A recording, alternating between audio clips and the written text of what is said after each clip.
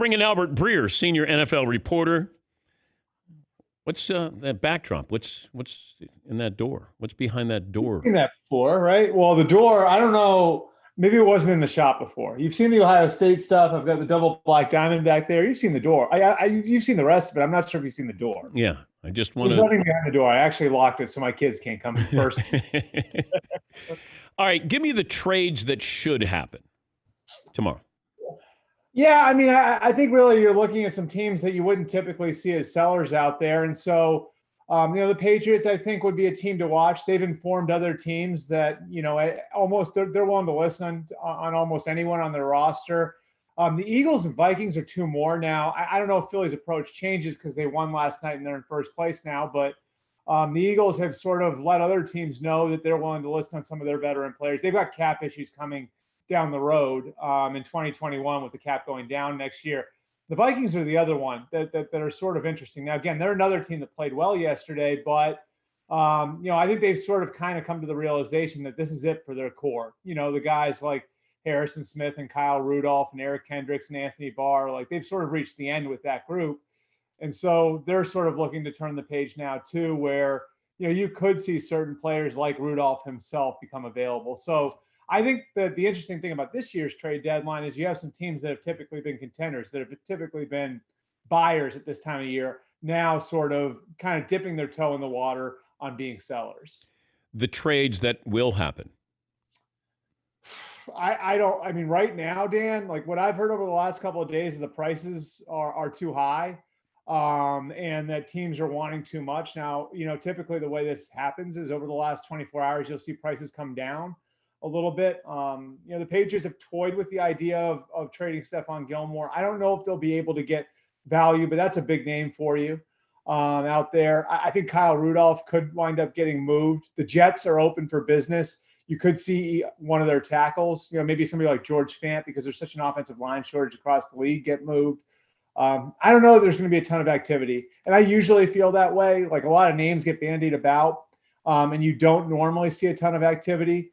I think what you're going to see tomorrow is probably a bunch of teams trying to drop salary ahead of 2021 and the asking price right now is a little high to get those guys in the move. We'll see if it comes down. Has Washington made Dwayne Haskins available? I mean, he's been available. Yeah. I don't know what they can get for him right now. I mean, I think this is more kind of checking out to see if he has value. He's really not in a good way right now in that place. And, I think that there's just a lot he has to fix, and not just from a playing standpoint. I don't think they were real happy with the way he carried himself after he got benched. And so, I think that that's part of the equation here is, how he's going to be professionally, and maybe putting him on the block sort of sends a message to him that you're not untouchable here and that we can move you. And so, Washington's going to look at a bunch of their veterans. Guys like Ryan Kerrigan and Ryan Anderson are also available. And Dwayne Haskins' name has come up. Again, I just don't know that you're going to be able to get much value for a guy who's on a first-round contract and hasn't played very well. Isn't this the owner's fingerprints on this draft pick? Yeah. I mean, there's no question about that. What I had heard leading up to that draft was actually that Jay Gruden liked Daniel Jones, who obviously wasn't available to them, so it became a moot point. But that, some of the coaches like Daniel Jones a little bit more than Haskins. And I'm sure you know the story about Daniel Snyder's son having gone to high school at the Bullis School in Maryland with Dwayne Haskins. So there was that feel there that, that Bruce Allen and Dan Snyder were really behind the Dwayne Haskins pick because he's local. And it sounds silly. It's amazing that this could happen. Like the biggest investment that you could possibly make, right, Dan, is in a first-round quarterback, and you're making it based on the fact that the kid grew up near the stadium. But that was the story that was circulating at the time. Speaking of Washington, John Bostic gets fined only $12,000 on his hit on Andy Dalton. Like, where's the deterrent? $12,000?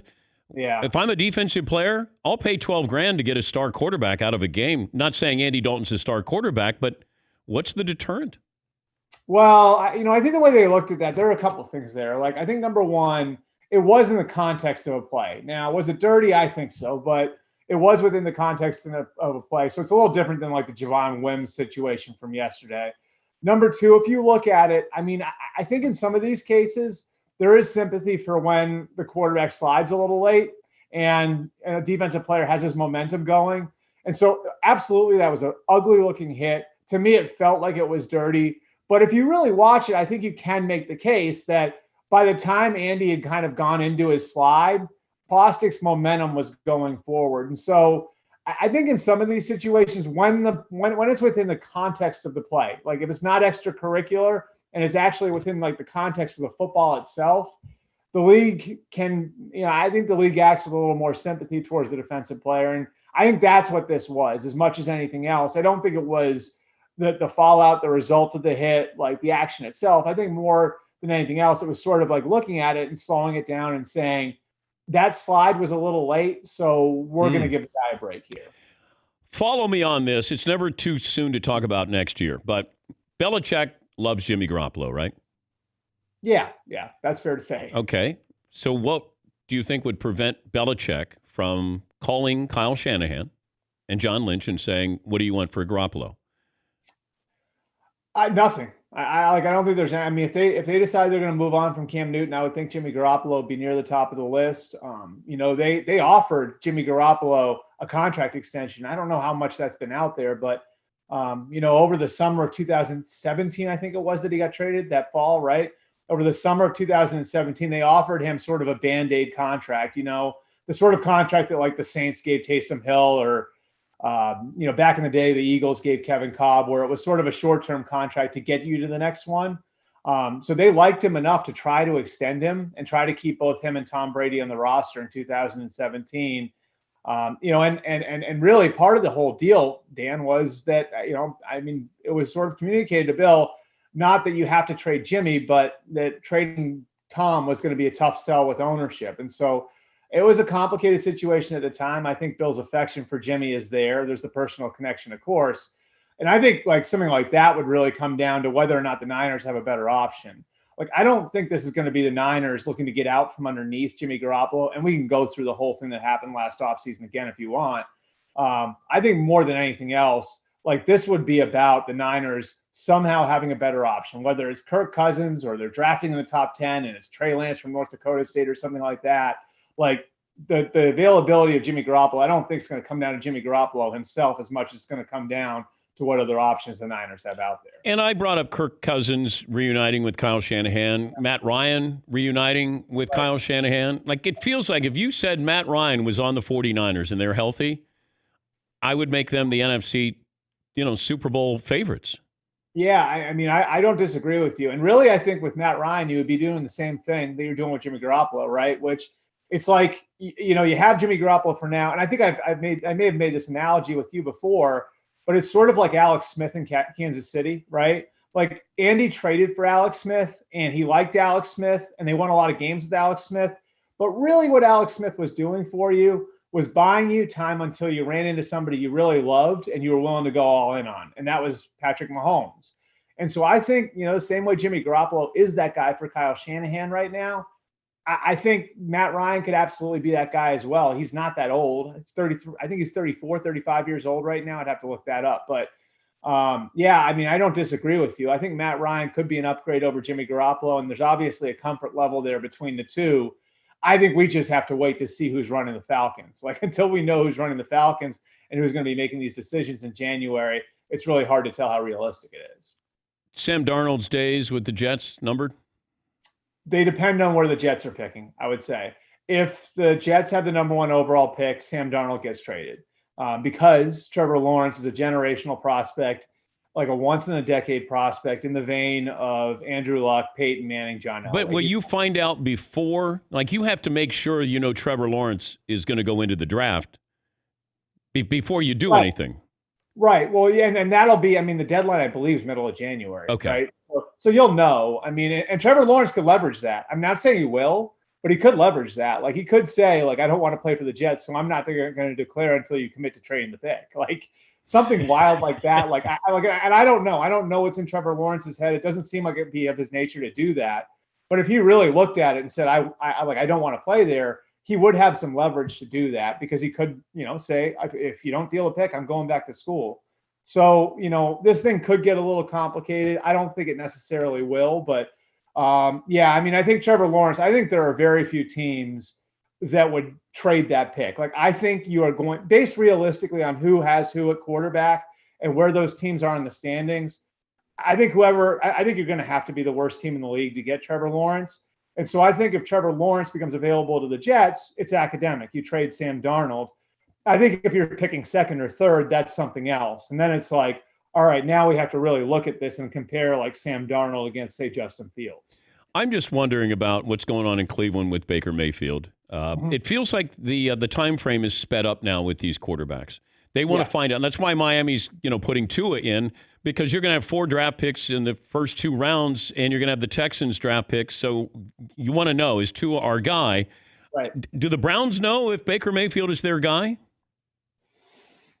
I don't think so yet. And I think one thing that really hurts Baker is, the investment level of the people who are going to be making those decisions. The investment level in Baker Mayfield of the general manager, Andrew Berry, and the head coach, Kevin Stefanski, is very low. Berry was there when they drafted Mayfield, but he wasn't really a part of that part of the process. That was really John Dorsey. And Kevin Stefanski wasn't around at all.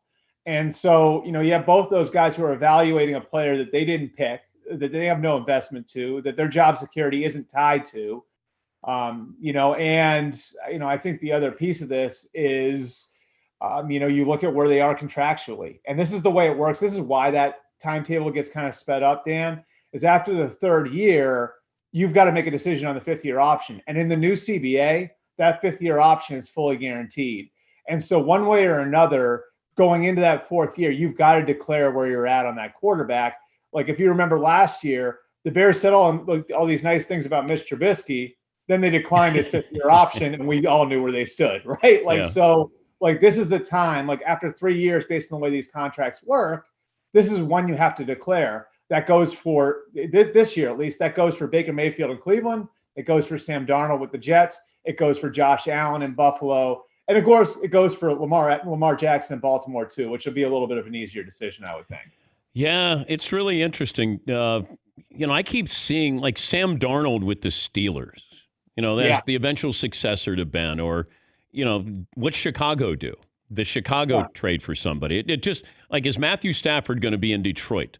You're going to have a new coaching regime probably brought in there. It just feels like there's 4 or 5 quarterbacks, and not even including the draft.